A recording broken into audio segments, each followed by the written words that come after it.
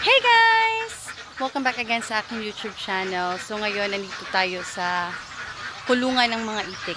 At itutour ko kayo. So ayan, tignan nyo. Kala mo inaano sila. So right now, 305 sila.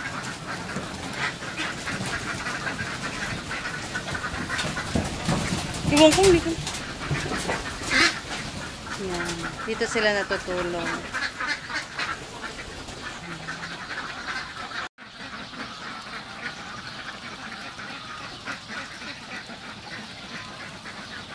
Ayan, hindi naman masyadong kalakihan yung area nila, pero malawak naman kung gusto nilang mag-ikot-ikot. Kasi every afternoon, binubuksan namin yung parang gate nila, tapos pwede silang lumabas, ikot-ikot.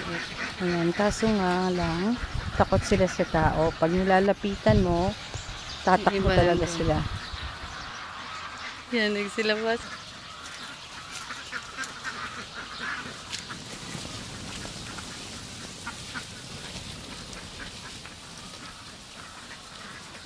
Kailangan na nilang pumasok doon.